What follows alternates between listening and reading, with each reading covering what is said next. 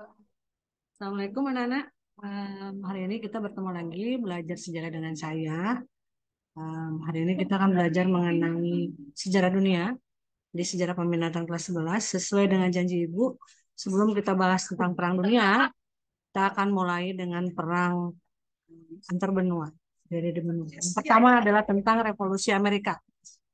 Revolusi Amerika ini adalah salah satu rangkaian dari sekian banyak revolusi besar dunia yang nantinya akan memberi dampak buat lahirnya negara-negara baru di dunia timur berkaitan dengan kemerdekaan bangsa Indonesia. Baik anak-anak, kita akan mulai dengan slide yang pertama. Revolusi Amerika ini terjadi di tahun 1765 sampai 1783. Kalau selama ini kita tahu bahwa Amerika itu adalah negara yang sangat besar, adik kuasa, kalian mungkin beberapa tidak tahu bahwa mereka dulu adalah daerah jajahan. Jajahan siapa? Kepunyaan siapa? Itu berkaitan dengan kebesaran nama Inggris. Jadi Inggris itu adalah negara adik kuasa pada zamannya di abad ke-15, 16, 17 itu banyak memberikan kontribusi berdampak terhadap eksploitasi benua-benua lain di dunia. Nah, kita tidak akan bahas itu, kita akan bahas mulai dari Revolusi Amerika berkaitan dengan latar belakang. Apa yang menjadi latar belakang munculnya revolusi besar ini? Kalian bisa lihat di layar yang Ibu tampilkan. Yang pertama adalah timbulnya paham kebebasan dalam bidang politik. Ini berkaitan dengan perkembangan setiap koloni-koloni yang diciptakan oleh Inggris di benua baru. Jadi setelah Columbus menemukan benua baru, selain dari Spanyol dan Portugis sebagai pertamanya, leadernya, disertai oleh Inggris dan Prancis ikut mengeksploitasi benua ini. Nah, sedangkan yang menjadi latar belakang lahirnya sebuah negara besar yang sekarang kita ketahui negara adik kuasa, itu adanya koloni-koloni yang dibuat oleh Inggris berkaitan dengan kepentingan ekonomi, sosial, dan politik mereka membuat kolonialisasi di benua yang baru itu juga terkena dampak terhadap apa yang terjadi di Inggris. Revolusi industri menjadi salah satu trigger yang paling utama lahirnya paham-paham kebebasan berkaitan dengan kehidupan sosial masyarakat Inggris. Dan itu berdampak terhadap negara-negara koloninya, termasuk koloni-koloni yang ada di benua Amerika. 13 koloni ciptaan Inggris itu menimbulkan gejolak setelah revolusi industri terjadi di Eropa. Lalu yang kedua adalah penetapan pajak yang tinggi yang diberikan atau digelontorkan oleh Inggris terhadap koloni di Amerika berkaitan dengan perang 7 tahun dengan Prancis. Jadi pada saat itu Inggris itu sedang berperang dengan Prancis berkaitan dengan perebutan wilayah, maaf ya banyak gangguan biasa. Kalau di ruang guru itu kita harus berbagi privasi. Ya, kalian coba boleh simak benua yang ada di layar. Ini benua atau peta dunia ya kan? Tapi peta dunianya masih peta dunia yang klasik, di mana di situ terlihat bahwa apa namanya wilayah-wilayah jajahan.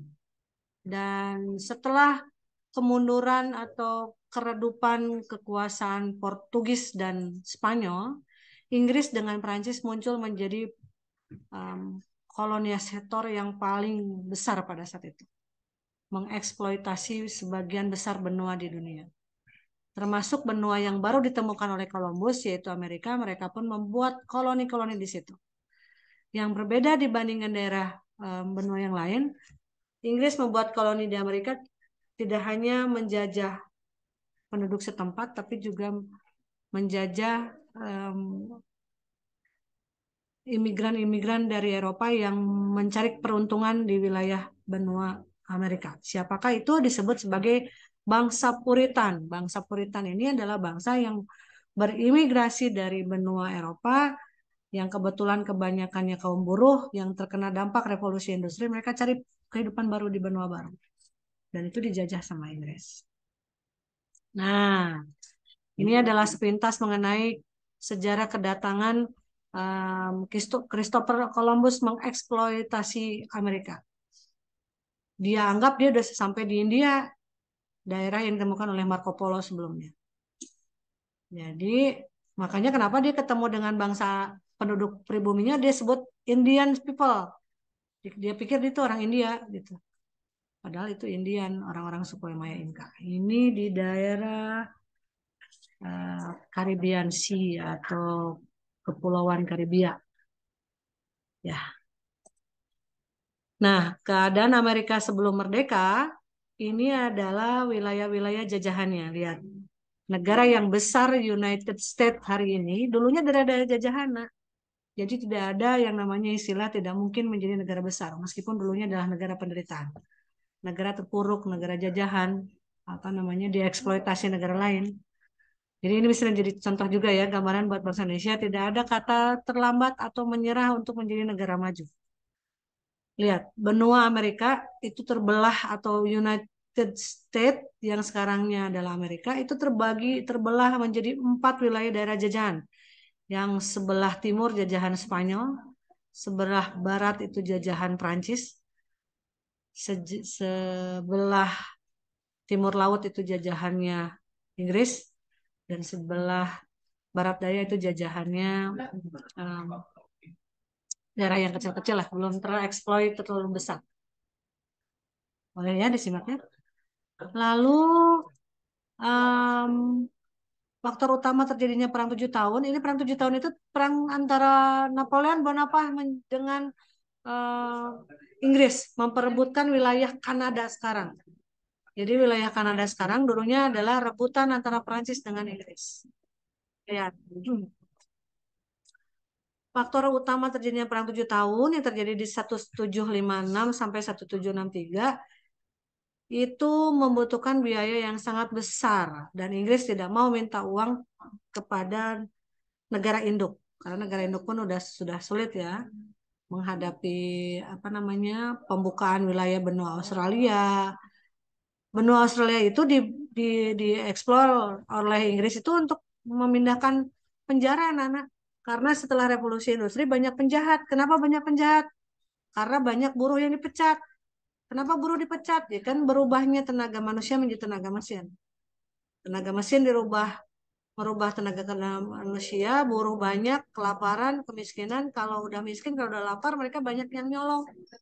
Sehingga penjara di Inggris penuh. Penjara Inggris penuh, dia cari wilayah baru untuk menyimpan penjara.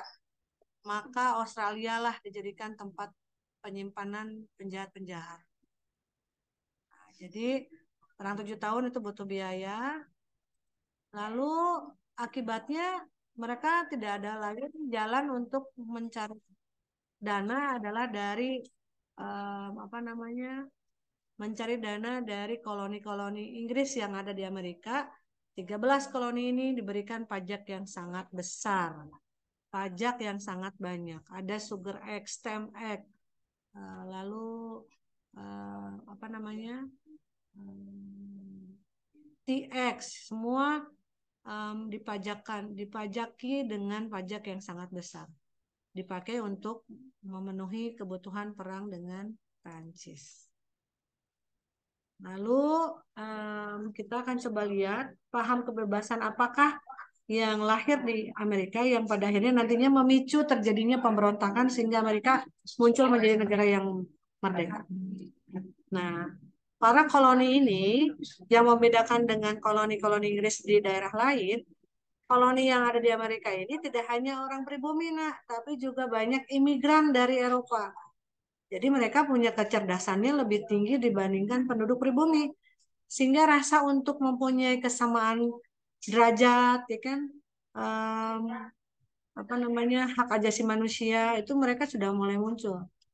Ini positif sekali ya. Jadi keinginan mereka untuk merdeka ini jadi semakin tinggi. Nah, para koloni ini menganggap bahwa mereka bisa kok berdiri sendiri tanpa bernaung terhadap Inggris, maka mereka menuntut adanya pemerintahan sendiri. meskipun masih tetap dalam Imperium Inggris. Namun Inggris menganggap Amerika belum mampu.